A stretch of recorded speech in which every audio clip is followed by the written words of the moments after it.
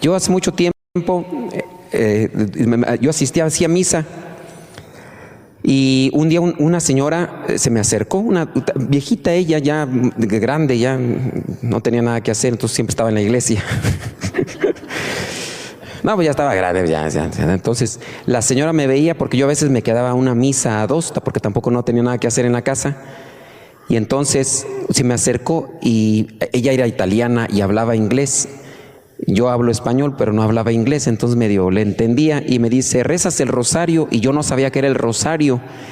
Y le digo, no sé qué es. Y al siguiente domingo me trajo un folleto para rezar el rosario. Después yo conseguí un rosario de cuentas. Y regularmente yo siempre ya traigo un rosario de cuentas, tanto para cuando estoy confesando, pedirle a Dios que me ilumine y decir, ay Señor, esta gente anda bien fregada. Ay, ilumíname para decirles algo bueno, porque ya hasta a mí me pusieron de nervios, me estresan. Entonces yo estoy ahí pidiéndole así a la Virgen que me ayude. Pero en aquel tiempo, una abuelita me dio el rosario. Y yo empecé a rezarlo, compré el rosario y me acuerdo yo que iba a trabajar, yo trabajaba en la costura, cosía ropa con la máquina industrial de una aguja y después de la overlock que le llaman. Y entonces yo aprendí a rezar el rosario y de mi casa a mi trabajo me iba rezando el rosario, pero me daba un poquillo de vergüenza. Entonces como me daba un poquillo de vergüenza, el rosario me lo metía a la bolsa del pantalón o a la bolsa de la chamarra cuando hacía frío y me iba contando así el rosario. Dios te salve María, llena eres de gracia, ¿no?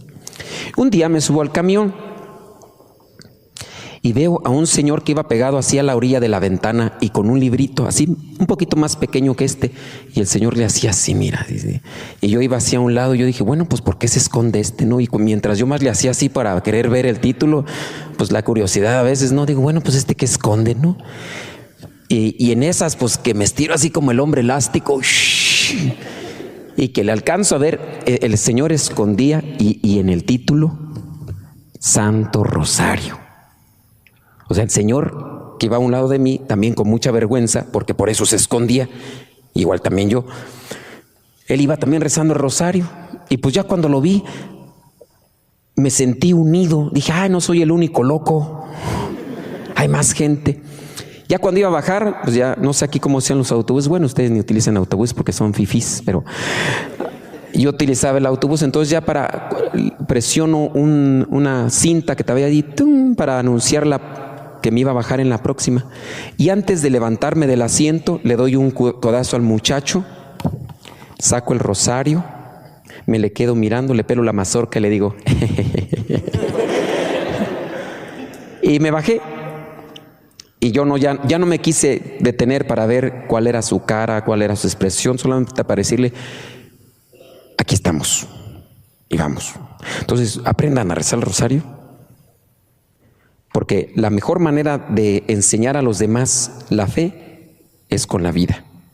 Y estos signos ayudan mucho, siempre y cuando los hagamos vida.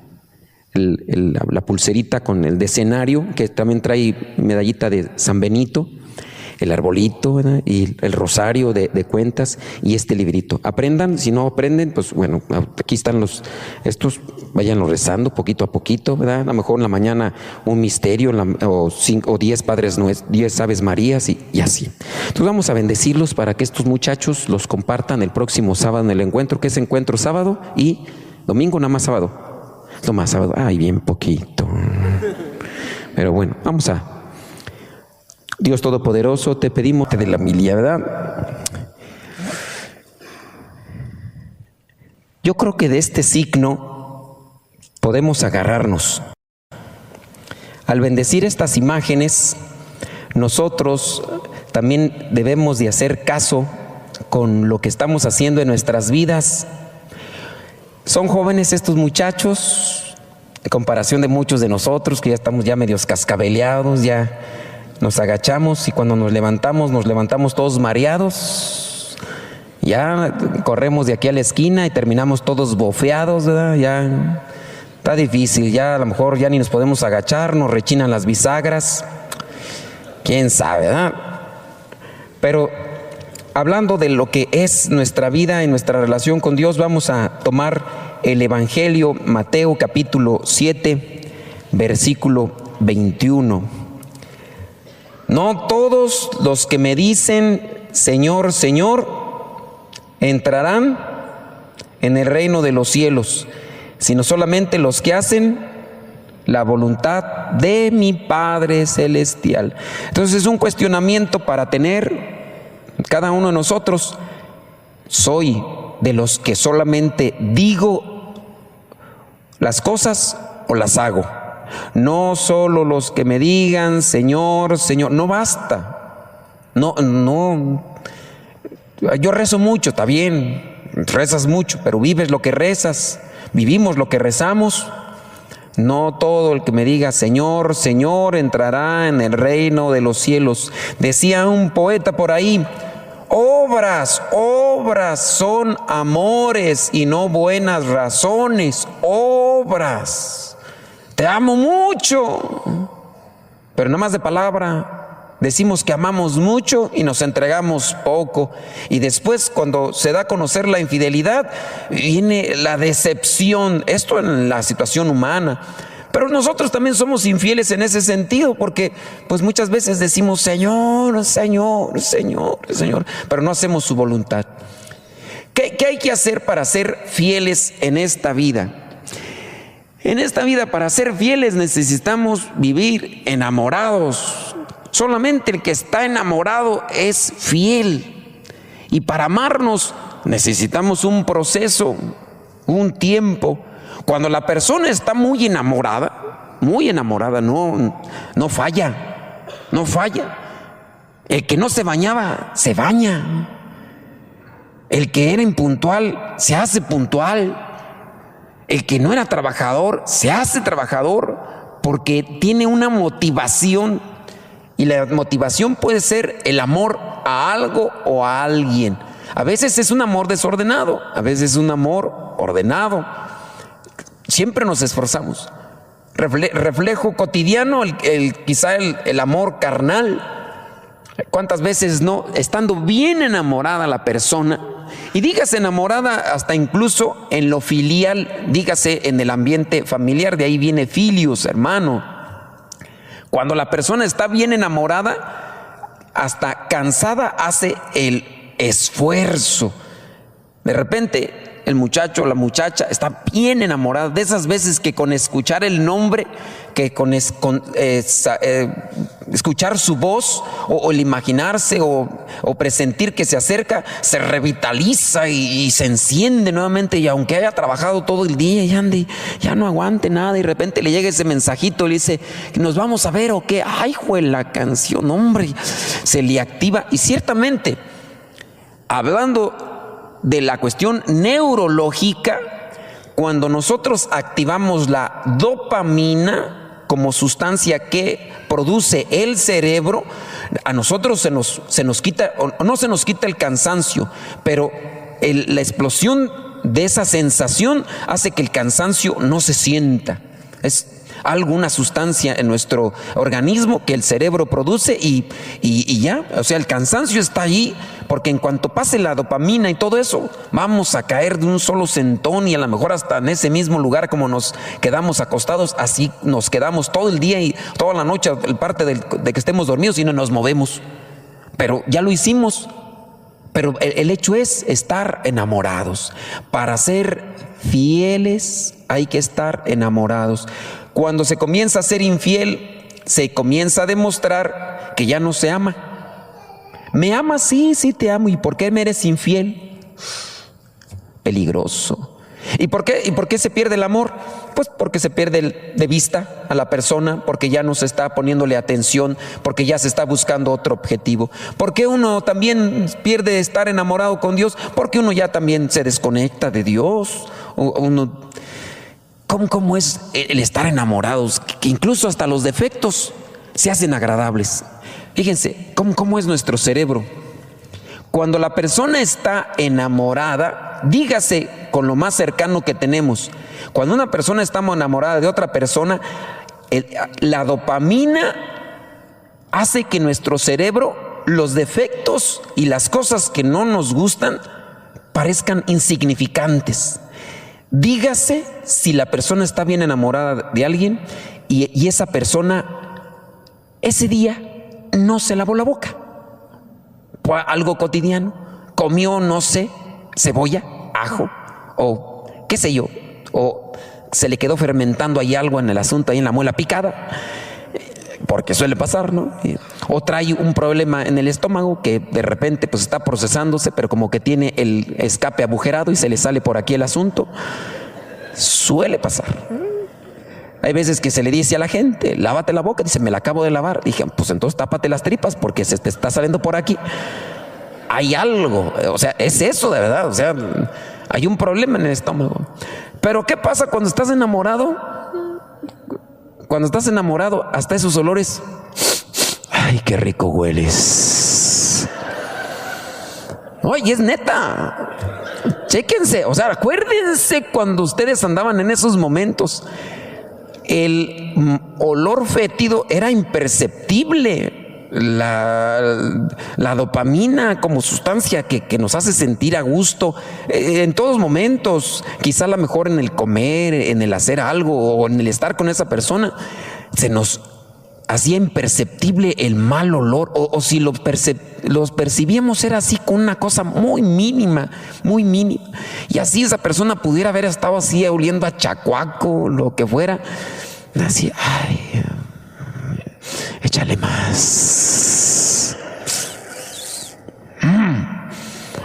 Qué rico hueles, mamita. Ahorita, espérate, deja que se te pase la dopamina. El amor. Pero pues para estar enamorados, pues sí hace falta mucho. Es una cuestión también de entrega. Y eso es algo que también nosotros debemos de trabajar. Una persona bien enamorada no puede ser infiel, porque hay una conexión fuerte que le une a la persona. Ustedes dirán, bueno, y eso también se puede sentir con las cosas de Dios. Claro, of course que yes. Oh my wow.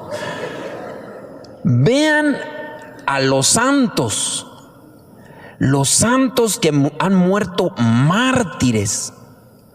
Ellos, cuando les dijeron, te vamos a matar, pero si reniegas de Cristo, te salvas. Y dijeron ellos, atáscate ahora que hay lodo. Atáscate, Matías, que no es de todos los días. Se habla de un santo, diácono, San Lorenzo, que en el momento de sufrimiento, del momento del martirio, lo acostaron en una parrilla, cual pedazo de carne se pone ahí a tostar. Y ahí estaba el santo, haciendo su oración y todo.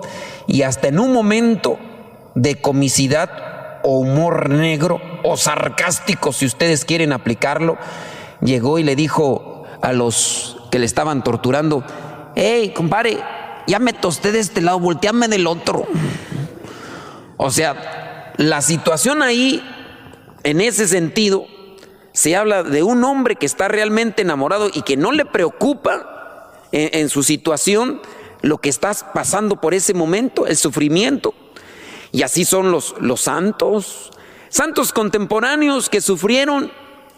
Pónganse a estudiar un poquito o a leer un poquito sobre la vida de José Sánchez del Río, niño adolescente que un familiar de él, estando en situación de gobierno, le dice que reniegue de Dios, que rechace a Dios y salva su vida. ¿Y qué dice el muchacho? No voy a... Y viva Cristo Rey, hijos de la tiznada. ¿Y qué le hicieron? Pues no, con el cuchillo le rebanaban la planta de los pies como forma de tortura para después hacerlo caminar. A usanza quizá la mejor de lo que se hacía en Japón con algunos de los que eran cristianos y que los llevaban a lo que eran las faldas de los volcanes, donde el azufre empezaba ahí a hervir y a borbollones, y entonces agarraban con un recipiente y los bañaban en azufre a la forma que se iban despellejando vivos con el azufre que desprendía lo que eran los cráteres del volcán que estaban activos, pero para hacer que ellos renegaran de Cristo y decían no. Antes de eso tenían que caminar los largos trayectos descalzos, en ocasiones cargando cosas, para que así ellos en el trayecto y en el camino pudieran renegar de Cristo y a su misma vez rechazarlo.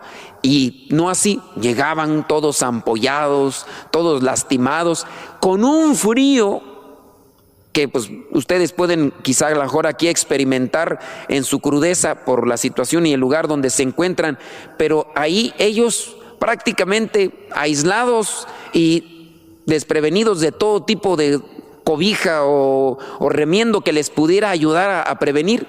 Salimos nosotros ahorita unos cuantos minutos y como nos cala aquí en las orejas, empiezan aquí. Yo no pensé que estaba todavía tan fuerte y salí un minuto y que me regreso y dije, ay, hijo, la canción sí está feo.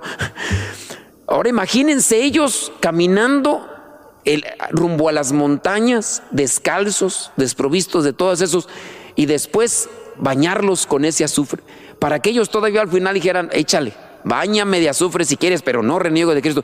Solamente refleja el amor que tenían en su corazón por Dios, del cual no importaba el sufrimiento. Cuando una persona realmente ama, no le tiene miedo al sufrimiento. Cuando una persona ama, se sacrifica, se entrega.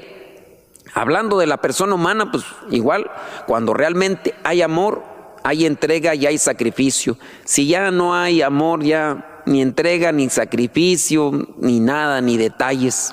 Son quizá algunas pistas o banderas rojas que podrían servir para determinar cómo está mi relación con los demás, llámese dentro de la familia o llámese dentro de una relación que pudiera estar proyectándose a la familia. Ahora, como nuestra intención es reflexionar sobre las cosas de Dios, nosotros también tenemos que analizar qué tan sacrificado soy yo. Miren, sin quererle echar en cara a nadie algo porque no los vi, no es mi intención quererles señalar o evidenciar. Ahorita estuvimos nosotros en la hora santa, para los que hayan llegado a la misa solamente estuvimos una hora. ¿Cuántas de las veces no, por ejemplo, estamos ante Jesús sacramentado de rodillas? Y aquí, pienso yo, podríamos tener alguna situación incluso más cómoda, pero pues a veces estamos un poquito de rodillas y ya me cala un poquito la rodilla. Pues ¿qué hago? Pues me pongo y me siento, porque pues es más a gusto y más cómodo estar sentado que de rodillas. Más cuando ya nos acostumbramos, ya podemos resistir un poquito más. Pero eso es cuestión también de ofrecimiento y de sacrificio. Un sacrificio que se puede hacer muy pequeño, muy minúsculo, pero que también nos puede servir y nos puede ayudar. En lo que vendría a ser la entrega y el sacrificio, también reflejamos nuestro amor. Voy a permanecer un poquito más de rodillas, ya me incomodó mis rodillas, ya me cala un poquito. Quizás no estoy enfermo, no estoy lastimado, me puedo mantener de rodillas. Eso también refleja amor, como formas de sacrificio. ¿Para qué sirven los sacrificios? Los sacrificios sirven para fortalecer la voluntad. Nosotros, cuando tenemos una voluntad débil, somos presa fácil de nuestras pasiones desordenadas, de nuestros gustos, y que los gustos en muchos de los casos nos esclavizan esos gustos que pueden ser en cuestiones de hacer, de pensar o de ingerir. A mí me gusta esto y me esclaviza eso. Yo la verdad no percibo, pero hay gente que tiene el vicio del pan. No puede estar así. Platicaba con una señora, dice, yo no puedo ni un día dejar de comer pan. Veo el pan y ay, hasta se me hace agua la saliva. Y sí, la señora tenía cuerpo de concha. Es que tú cuando comes mucho pan, cuando uno está joven como estos chavos que vienen aquí, no hombre, estos comen, no comen, tragan. Y así como tragan se vale, o sea, el metabolismo todavía rápido digiere. Pero ya llegas a los 30, ay Jesús, ya se te empieza a atorar ahí el asunto, ya como que el termostato y el procesador ahí ya se alenta un poco. Llegamos a los 40. No, criaturas, ya tienes que ahí que pisotearle ahí el acelerador 3 veces para que arranque el motor y procese el asunto y se tarda. Cuando ya llegas a los 50, ya sin necesidad de comer, con ver engordas. dices, lo ves y dices, ay, juela, ya aquí se me acumuló y eso que no me lo he comido. Ya tarda más la cuestión. Pero sí, llegan esos vicios esclavizantes tan pequeños, tan diminutos. Pero si así somos para las cosas pequeñas, ¿qué no será para las cosas grandes? El pan, puede ser el refresco. Hay gente que no puede comer sin el refresco, sin una bebida azucarada. Y así. Yo platico mucho esto porque son casos extraordinarios, pero se pueden ver reflejados en muchos lugares y en muchos ambientes. Un día muere un joven, 20 y tantos años de edad. ¿De qué murió? Sin duda sobre no sobredosis de droga, pero sí una sobredosis de refresco. El muchacho se tomaba en la mañana un refresco así, una Coca-Cola de 1 litro en la mañana, en la tarde otra y en la noche otra. Pero no iba sola, iba con sus 4 conchas de azúcar.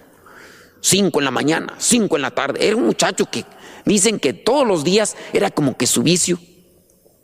¿Qué pasa? Que pues obviamente pues el cuerpo se colapsa por la cantidad de azúcar y la cantidad de carbohidratos y si no le echas otro tipo y no haces ejercicio, el cuerpo colapsa y es como un motor que llega a atorarse y pues ya de repente no va a poder procesar todo lo que tiene con relación a la sangre, al sistema nervioso y todo lo demás, y el muchacho pues murió.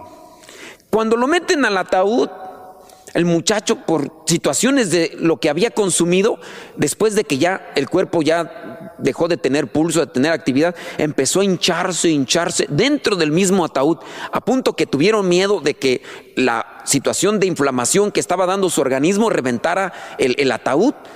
Y resulta que en el momento en el que lo llevan a participar, bueno, no a participar, ¿verdad? Ellos le van a la misa, y van como 10 personas y todas tambaleándose. El padre que celebraba la misa, que fue el que me lo comentó, cuando miró el suceso, dice, pues ¿a quién traen ahí? Pues un muchacho, pero pues porque dice es que murió y empezó a inflarse.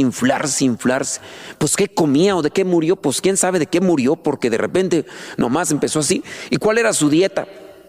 5 o 6 conchas de azúcar y su refresco, 1 litro en la mañana, otro litro. Quizá a lo mejor intentó dejar después de alguna cosa que le dijo también el organismo, porque el organismo avisa, ya, bájale, y a lo mejor no le bajó. ¿Por qué? Porque a lo mejor el médico le decía que le bajara y a lo mejor él decía, sí, le voy a bajar, pero pues otra vez se le hacía agua a la saliva y a lo mejor hasta escondidas, porque así somos. Nos dice el médico, bájele de carnitas, bájele de carnes rojas, el triglicérido, los demás, el ácido úrico, lo demás, y no, y andamos ahí escondidas. Acabo de ver a uno de mis hermanos sacerdotes, está enfermo de diabetes. Y de repente estamos en la hora de la comida y dice, no más poquita, y se echa medio vaso, medio vaso de refresco. Y uno dice, ¿ves cómo estás? Dice, pero no más poquita. Pues nomás poquita la que miré en ese rato, porque al ratito se sirvió otra vez. Y así. Y estábamos platicando, digo, ay, es que el padre bien necio, bien cabezón, terco como socotudo, mula, así como tú naces en San Luis. Y me dice otra de las personas, no hombre, pero habías de ver, a escondidas se va a echar sus tacos de carnitas cuando no debe de comer carne roja, y allá a escondidas y allá está, se echa sus tacos de barbacoa. Y no me da coraje que se los coma, me da coraje que no me invite. Digo, pues chanclas, así estamos, somos necios. Necesitamos sacrificarnos para crecer en la voluntad y en la voluntad determinar sobre nuestros gustos y nuestras pasiones. Si nosotros no crecemos en sacrificio, en mortificación, no vamos a tener voluntad para determinar qué es lo que queremos hacer con nuestras vidas. Aunque nuestra mente diga una cosa, nuestra voluntad, por ser débil, va a hacer otra cosa. No todo el que me diga Señor, Señor, porque solamente lo decimos de labios para afuera, solamente de palabra. No todo el que me diga Señor, Señor, entrará en el reino de los cielos. Sí, mucho rosario, mucho golpe de pecho, qué bueno, sea así. Pero también lo determinante es cuando la vida se refleja en sus acciones conforme a lo que dice. A eso se le llama persona congruente, coherente, que lo que dice lo hace. ¿Y por qué lo que dice hace? ¿Por qué? Porque está convencida la persona, pero también tiene voluntad, tiene una fuerza. Cuando estamos en el confesionario, pues nos toca escuchar de todo. Y muchas veces participamos esto. ¿Quieres dejar ese vicio? ¿Quieres dejar de hacer eso malo que tú sabes que es malo? Porque hay veces sabemos, hay veces que la gente no se da cuenta. Pero cuando te das cuenta que sea malo, lo que tienes que hacer es fortalecerte en tu interior. ¿Cómo vas a hacerlo? Mucha oración, sí. Mucha oración, pero mucho sacrificio. Porque hay espíritus que necesitan del ayuno, del sacrificio y de la oración. No solamente la oración. Padre, haga una oración para que se me quite lo flojo. Pues sí, haga una oración, pero tú también sacrifícate. En la mañana no te quieres levantar. Oh, es que están resabrosas las cobijas y más cuando hace frío. Pues sacrifícate. Hay veces que uno pone la alarma, ¿no? Y suena la alarma y dice, ahorita en 5 minutos y ya pasan 20 minutos y te levantas porque ya te está haciendo tarde y vas a llegar tarde al trabajo y lo demás. A veces pasa eso. Yo, en mi caso, siempre pongo 2 o 3 alarmas, dependiendo cómo siento que anda el chasis todo traqueteado. Digo, ay, no aguanto. Lo que hago, pongo 2 alarmas. Cuando digo 10 minutos o 5 minutos más, pongo la otra alarma. Y pongo la alarma bien lejos para que me cueste pararme y en el caminar con el piso frío ya me despierte un poco. Pero a veces ni así. Apago la primera alarma y digo, ay, Señor, ayúdame. Y me acuesto y activo la otra alarma. Dije, ahorita 5 minutos, Señor. Y ya, la segunda ya más o menos. Sacrificarse, pues no hay de otra. Y solamente así podemos hacer la voluntad de Dios. Pero ¿qué hay que hacer para hacer la voluntad de Dios? No solamente es la fuerza de voluntad. Hay que conocer cuál es la voluntad de Dios en mi vida. Porque ¿cómo vamos a hacer algo que no sabemos? ¿Y cómo voy a hacer yo para conocer la voluntad de Dios? Voy a ponerme ante su presencia. Me voy a poner ante su presencia para conocer cuál es su voluntad. Y si no viene una luz en mi vida, lo que me toca a mí hacer ahora entonces es consultar, buscar orientación. ¿Cómo quieres llegar a un lado si no buscas orientación, si no buscas una guía? Hoy tenemos todo tan práctico, está muy fácil. Yo en mis tiempos todavía utilizaba esos mapas. ¿Se acordarán ustedes, los que ya son más betarros, igual que yo ni Laborín? Los mapas que utilizábamos antes, el Tomás Bros, agarrábamos esos mapas así gruesotes, íbamos a tal dirección y ahí estábamos, ¿no? Allá en México, el guía Roji, y ahí estábamos, que ya encontramos la dirección. Híjole, que vete a la página 50, estabas en la página 20 y para encontrar la otra parte. Y allí estábamos. ¿Para qué? Para llegar a cierto lugar, a cierta dirección. Hoy pues ya es tan sencillo, bien cómodo. Le pones ahí la dirección con su código postal, número de la calle y ya te dice, vete por esta calle, pero mira, ten cuidado porque hay tráfico, mejor vete por este otro lado, vete por lo otro. Si te regresas o te equivocas, dice, híjole, date vuelta, ya te va diciendo todo y te lo dice hasta con diferentes voces, dependiendo. Hay gente que le pone de un idioma o de otro, o le puede poner un tono de voz de otro, tan sencillo. Tenemos esas orientaciones, sabemos cuánto vamos a tardar en llegar, sabemos incluso si hay tráfico o no hay tráfico, sabemos muchas cosas. ¿Y por qué nos cuesta entonces para la cuestión de la voluntad de Dios? Porque no nos exponemos delante de Dios, no conocemos su palabra, o la vez no participamos. ¿A cuánta gente no se le hizo la invitación para venir el día de hoy a participar de estos pequeños ejercicios que cuestan solamente ahí de 3 días y participar un momento? Y hubo alguien que dijo, yo no voy, yo no quiero, no quiere orientación. Es lo que se trata de hacer aquí. Buscar esa orientación para cumplir con la voluntad de Dios. ¿Cuál es la primera voluntad de Dios para cada uno de nosotros? Que vivamos en la santidad. No hay que tenerle miedo a esa palabra. Ay, le tengo miedo a la santidad. A veces que se dice, usted es muy santo. No. Yo no soy santo. A ver, sacudamos nuestra ignorancia. La palabra santo en hebreo y en griego significa reservado para Dios, consagrado para Dios. No hay problema cuando nosotros decimos San Charbel, que lo traían ahí en uno de los rosarios, decimos San Isidro, San José. Esos no son santos. A ver, la palabra santo significa reservado para Dios. ¿Se reservaron para Dios ellos? Sí. Entonces, ¿cuál es el problema? El problema es de que tu interpretación o lo que tú tienes como significado no lo quieres aceptar, pero etimológicamente santo significa reservado a Dios, en griego y en hebreo. Nosotros estamos en el camino de la reservación para Dios. Si te levantas todos los días y te santiguas, dices: Señor, hoy quiero cumplir con tu voluntad. Señor, ayúdame. Señor, guíame. Te estás reservando para Dios. Entonces estás en el camino de la santidad. Sí, no eres santo de los que sudan agua bendita. No, todavía te falta mucho, pero pues estamos en ese trabajo. En la medida que más nos acercamos a Dios, más nos iluminamos de Él. En la medida que más nos iluminamos de Él, más ayudamos a la gente, más nos cambia nuestra actitud. A lo mejor dices muchas malas palabras, quizá porque vienes de un contexto familiar, un contexto cultural. ¿Quién no hasta puede venir de una familia donde todos los días se mentaban la madre, aunque fueran de la misma familia? Y a lo mejor el día que no se mentaban la madre decían: oye, quiero preguntarte algo, dime, ¿estás enojado conmigo? No, ¿por qué? Es que hoy no me la has mentado, miéntamela. Porque puede ser, o sea, hay gente que viene de esas familias, de esos ambientes culturales, donde así son las malas palabras de hijo de su sabe qué tantas, hijo de tu reverenda. Y el día que no se dicen esas palabras, ay, ahora sí anda enojado conmigo, porque no me la ha mentado, no me quiere hablar, no me quiere raspar las palabras.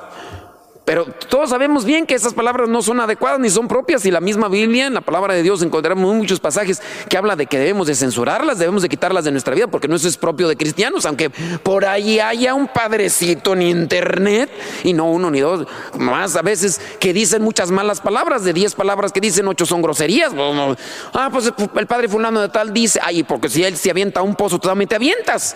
Pues no, hay que también ser astutos y hay que seguir lo que dice la palabra de Dios, y no necesariamente lo que a veces va haciendo un humano que está dentro de las cosas de Dios. Conocer la voluntad de Dios. Me voy a acercar a la palabra para que me oriente y me guíe. Conocer a las personas que van dentro de las cosas de Dios para que me orienten y me guíen. No todo el que me dice Señor, Señor, entrará en el reino de los cielos, sino todo el que hace la voluntad de mi Padre Celestial. La voluntad de Dios es que seamos santos, que nos entreguemos a Él, pero para entregarnos a Él necesitamos conocer su voluntad. ¿Estás chavo? ¿Estás ya casado? ¿Estás soltero? ¿Estás viudo? ¿Estás en una situación diferente? ¿Tienes un tipo de preferencia? Aquí no estamos para juzgar, estamos para orientar a la santidad. Busca cuál es la voluntad de Dios en tu vida, y la voluntad de Dios siempre va a ser buena. Pero si no sabemos, nos acercamos, ¿a quién nos acercamos? A lo mejor, lejos de orientarnos, nos están desorientando y nos están confundiendo. Yo necesito fuerza para hacer lo que Dios me pide.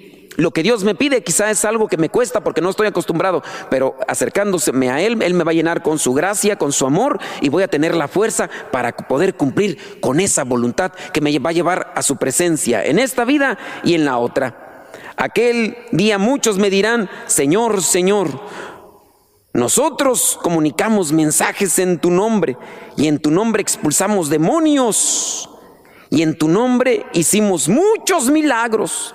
Pero entonces les contestaré: nunca los conocí, aléjense de mí, malhechores. Quizá nosotros podemos decir: Señor, Señor, pero yo estuve ante tu presencia, yo era parte de este grupo de iglesia. Señor, yo iba todos los días a la iglesia. Pues ibas a la iglesia, pero ¿cómo actuabas después de que salías? Señor, yo estaba en este grupo de iglesia, pero ¿cómo te comportabas con tu familia? Un día llegó una señora toda golpeada la señora. Llegó a hablar con el padre: Padre, ayúdeme, es que yo no sé qué hacer, mire, ante esta situación. ¿Quién te golpeó? Mi esposo, padre. Dice: qué malvado. Vamos a traerlo para que se integre a un grupo de iglesia. Padre, él está en el grupo fulano de tal. No digo los nombres porque luego piensan que le estoy tirando a ese grupo. Van a decir: ay, ¿por qué trae contra ese grupo? No, pero dice: Padre, pero mi esposo pertenece a este grupo y está allí y es el coordinador. A veces pasan ese tipo de cosas. No todo el que me dice Señor, Señor, sino a veces así pasa. Un día me invitan a comer, siendo yo misionero. Llegamos, y pues nosotros quisimos hacer plática con la señora. Decimos: ¿cómo está, señora? Muy bien, muchachos, ¿ustedes bien? Pues aquí. Estaba ahí haciéndonos de comer, sabroso. ahí estaba haciéndonos unas ricas tortillitas de harina y ahí se inflaban sobres y una tortilla con frijoles así, un pedacito de chicharrón, y echaba un chilito así, ¿no? Un pedacito de aguacate, de esas tortillitas grandes así, de esas que se te pega todavía la harinita en los dedos así, ¿no? Medias quemaditas así, de unas burbujitas así, gruesecitas. Estaba así con una cocota así bien fría, así de esas que raspan, que cuando te las comen. No traigo hambre, ¿verdad? Nomás describo así el asunto. Y pues dentro de... Muchachos, pidan mucho por mi hijo. Oh, sí. Anda mal. Dice, ay, anda mal, muchacho. Sí, mire, pues es trabajador, sí, pero ya los fines de semana nomás gana el dinero. Y luego se va.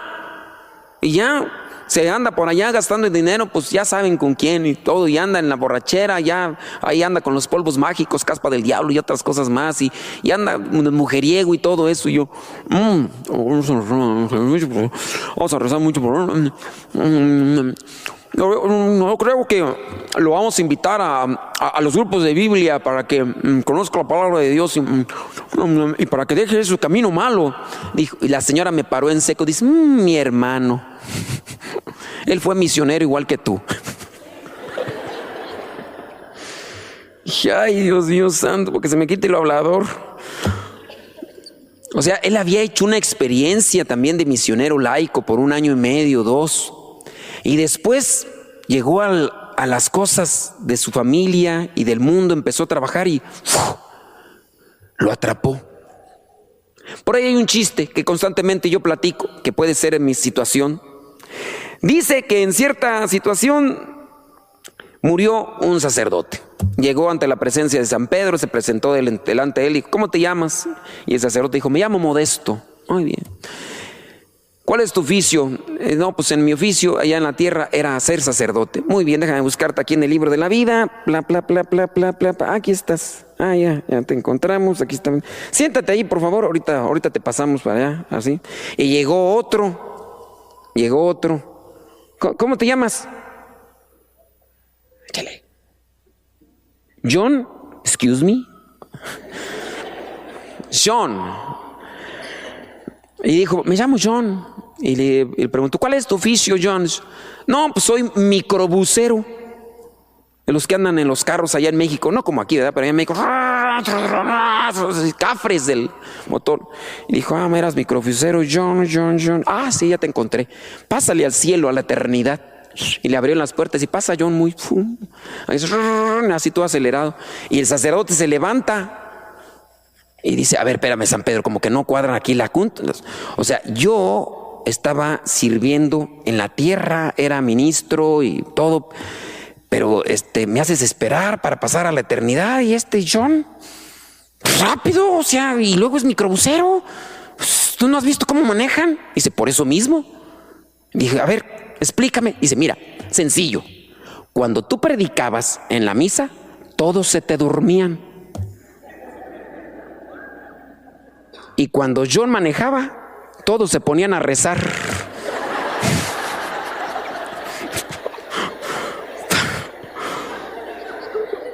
John hizo más que tú.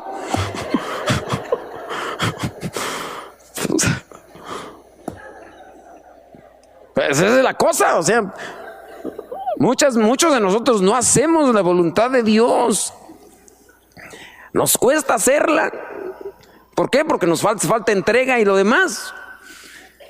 No todo el que me diga, Señor, no, hicimos esto, el otro, Señor, yo era ministro, yo me ponía un ornamento, yo en tiempos de calor, cuando andaba en aquel lugar, tenía que soportar el ornamento, Señor. Pues sí, pero ¿cómo vivías?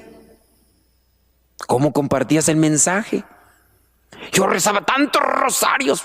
Ok, ¿y cómo vivías? Yo hacía esto. Aquí hablas incluso hasta de hacer milagros. Se pueden hacer muchas cosas a veces, pero como hacer a los demás no es tanto, sino más cómo yo vivo delante de Dios. Si yo vivo en coherencia, de forma congruente delante de Dios, eso es lo que nos toma en cuenta. No solamente rezar de dientes para afuera, sino hacer. ¿Cómo estamos viviendo? Por lo tanto, versículo 24, el que me oye y hace lo que yo digo es como un hombre prudente que construyó su casa sobre roca. Este hombre hace lo que yo digo. Ese hombre es prudente. Nosotros repetimos y hacemos la exhortación: pórtense bien, pues ¿qué les cuesta? Actúen bien, hablen bien, con moderación, con prudencia. Ay, ¿qué tiene? Yo trabajo, yo me canso, yo tengo derecho a esto, tengo derecho a aquello, yo soy hombre, yo soy lo otro, es mi esfuerzo. Sí, pero pórtate bien, porque hay veces que estamos así con esa postura, y no solamente los hombres, ya también de las mujeres. ¿Cuántas mujeres no gritan allá afuera que con su cuerpo ellas pueden hacer lo que quieren, hablándose de un asesinato en el vientre? Cuando se les dice, no, eso no es correcto. Si no quieres tener hijos, pues piensa mejor las cosas. Pero después, no, con mi cuerpo hago lo que quiera y lo demás. Y así, podemos ir caminando por la vida, haciendo de nuestra vida un papalote y con muchos cambios y todo lo demás, pero hay que ser prudentes y vigilantes. Pedirle a Dios que nos dé su gracia para ser fuertes y hacer las cosas bien. Construir una casa sobre la roca. Aquel día en el versículo 25, vino la lluvia, crecieron los ríos y soplaron los vientos contra la casa, pero no cayó, porque tenía su base sobre la roca. Un día, ahorita estamos tranquilos, no lo sé, a lo mejor sí, a lo mejor no, estamos tranquilos, serenos, pero un día vendrá la prueba, porque nunca nos podemos separar de la prueba. Ay, Señor, quítame las pruebas. ¿Y cómo vas a madurar? ¿Cómo vas a crecer? ¿Cómo vas a fortalecerte? Porque tú necesitas crecer, fortalecerte. No podemos estarte cubriendo siempre en una bola de cristal para que no te afecte nada. Clásico y tan ejemplo, tan trillado, pero es una realidad. Dice que un señor caminaba por el campo, encuentra un capullo y del capullo salían las alas de una mariposa. ¿Y qué dijo el señor? Pobrecita mariposa, voy a quitarle el sufrimiento para que no navegue tanto. Y agarró una pequeña navajita y empezó a cortarle el capullo. La mariposa necesita romper el capullo con sus alas para que en el esfuerzo que haga fortalece sus alas y queden rígidas para después empezar a volar. El campesino, al hacer eso en el capullo, lo que evitó fue que la mariposita pudiera fortalecer sus alas y con ellas ya no pudo volar. Y se anduvo arrastrando el resto de su vida como antes. Quizá a lo mejor caminando con sus patitas, pero también fue presa fácil de las lagartijas o de los insectos como la araña que se dedican a atrapar a esos animalitos. Y así nosotros, cuando andamos sacudiéndonos las pruebas, las dificultades, vendrá un momento, un ser querido se nos va a ir o se nos va a adelantar, al ratito lo alcanzamos, que es la vida. Es como un ayer que pasó, es como una flor, hoy está radiante, hoy está floreciente, pero mañana se marchita. Así tú y yo, un día se nos va a ir este ser querido que tanto amamos, que tanto quizá anhelamos, que es llegar a nuestras vidas. Ese ser querido que nos amamantó, que nos cuidó, que nos cargó en brazos, que nos enseñó, un día se irá, o se irá él o nos iremos nosotros. ¿Estamos preparados para esos momentos de sacudida? ¿O vendrán momentos difíciles, situaciones que a veces se hablan dentro de una cuestión sociopolítica y ya empieza que la situación aquí y allá, y el miedo y la zozobra y la angustia, y a veces todo es en la cuestión de la mente? No es lo que sucede a veces afuera, sino lo que nosotros nos llegamos a crear, nuestras suposiciones, y a veces le exageramos porque así estamos acostumbrados. Tanto así que muchas de las veces ni llega a suceder eso, porque Dios trabaja de diferentes maneras, tanto y cuando nosotros también le pedimos a Él que trabaje en el corazón de los que van dirigiendo nuestras vidas. Pero nosotros hay que prepararnos ante una situación X o Y. Si estamos fuertes en Dios, no importa la situación que nos avecine, porque vamos a estar fundados sobre roca. Pero no, a veces somos imprudentes. El que me oye, dice versículo 26, el que me oye y no hace lo que yo digo es como un tonto que construyó su casa sobre la arena.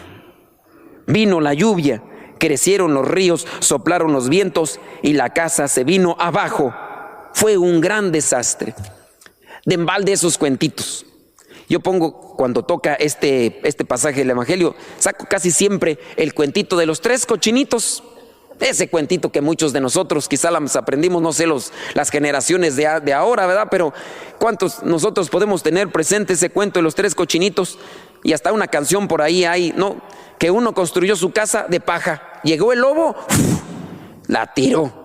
Y ahí va el corriendo del cochinito, ahí va rodando porque pues no podía correr mucho. Ruede y ruede, y llega a la casa del otro, el otro que había construido su casa de madera, pero resistió un poco más a la soplida del viento del lobo. Y ¡pum!, se cayó. Y el otro se esforzó más, le invirtió más, pero la construyó de ladrillos. De manera que vino el lobo, sopló y resistió. Y los 3 quedaron libres. Algo tan sencillo, una moraleja tan práctica. Nosotros, ¿sobre qué estamos construyendo nuestra vida? Sobre Dios. Hay que esforzarnos, hay que sacrificarnos, hay que invertir tiempo. Dios es con quien más debemos de invertir, porque es con quien más vamos a estar. Vamos a estar en esta vida con Él y vamos a estar en la eternidad con Él, si es que nos esforzamos, si es que hacemos todo lo posible por cumplir con su santa voluntad. Acomodemos nuestras ideas, dejémonos guiar por Dios, dejémonos orientar por su palabra, en su oración, y hagamos su santa voluntad. Hay que consagrarnos a Él, hay que reservarnos para Él, en este caso, vivir en santidad. Y de esa manera podemos resistir los embates de la vida, ya sean cuestiones de salud, cuestiones económicas o cuestiones familiares. Que el Espíritu Santo nos ilumine para entender esta palabra y para vivirla.